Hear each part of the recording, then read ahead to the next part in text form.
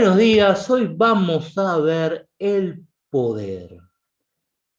Tenemos que entender que el significado de poder relacionado a la vida ciudadana tiene bastantes significados. No hay una definición de poder.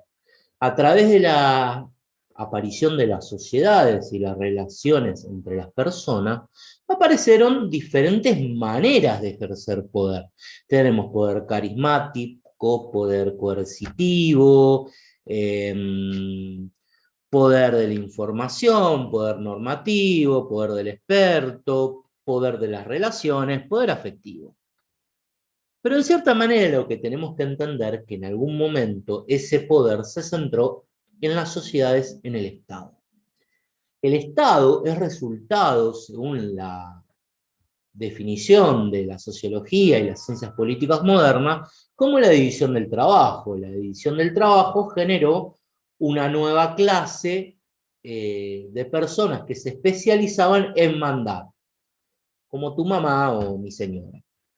En cierta manera, esas personas generalmente empiezan a manejar lo que se llama el poder político.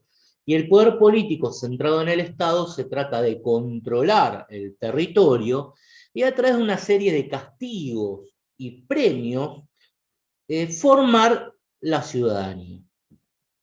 Ahora bien, históricamente hay muchas definiciones de muchos sociólogos que hablan sobre el poder. Hobbes dice que el poder es la disponibilidad de los recursos para obtener un bien o unos objetivos.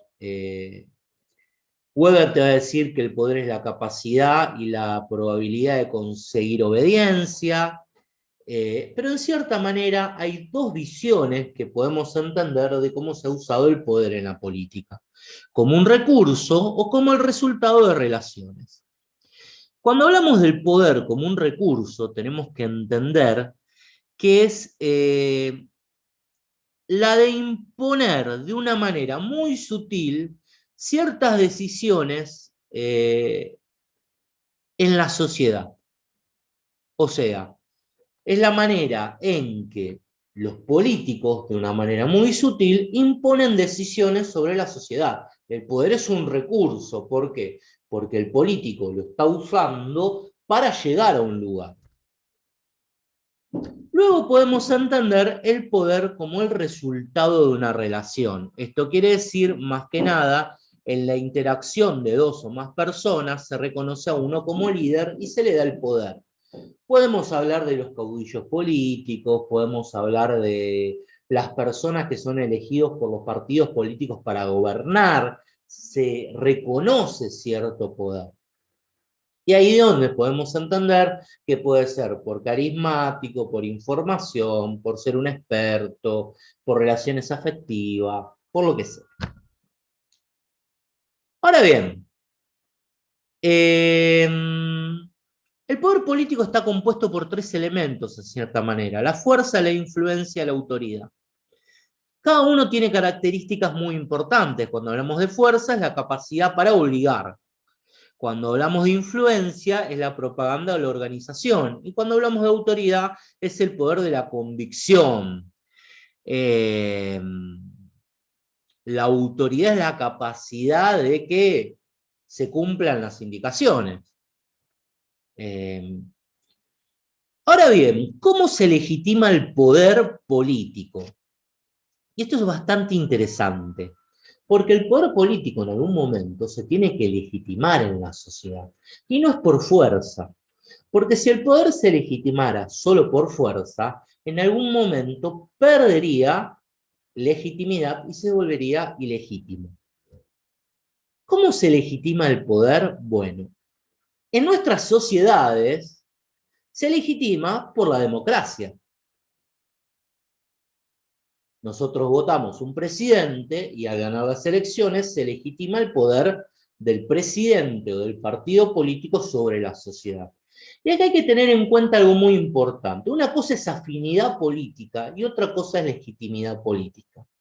Por más nabo, corrupto, cruel, tonto o absurdo que te parezca un presidente, su poder es legítimo porque ganó una elección. Ahora, que vos no tengas afinidad política con esa persona, quiere decir simplemente que te cae mal, pero su poder es legítimo. Es un problema cuando aparecen discursos en la sociedad deslegitimando el poder de un presidente cuando gana unas elecciones, porque es muy problemático, es un problema. Bueno, antes había golpes de Estado,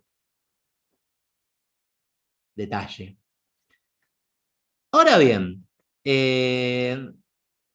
la legitimidad puede ser por simplemente una elección, una legitimidad de origen, una cuestión legal, o puede ser una legitimidad que se logra a través del ejercicio del poder a través de un largo tiempo.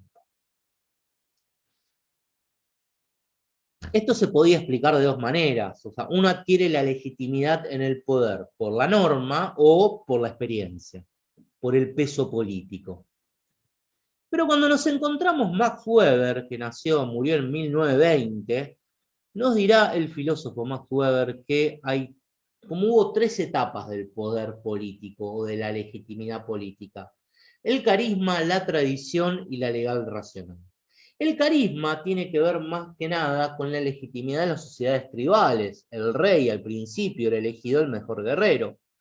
Los caudillos en las provincias en la época de la unificación nacional. La legitimidad venía por el carisma. Por la tradición podemos entender las monarquías, aquellos partidos políticos que le pasan el gobierno del padre a hijo, y también por lo racional, y en este caso tiene que ver de vuelta la norma constitucional, la norma, la ley, el raciocinio. Se legitima porque ganó una elección. ¿Y por qué ganó una elección? Porque estamos en democracia y se vota. ¿Y por qué estamos en democracia y se vota? Porque si no estaríamos en democracia, estaríamos en un gobierno autoritario. ¿Y por qué no estamos en un gobierno autoritario?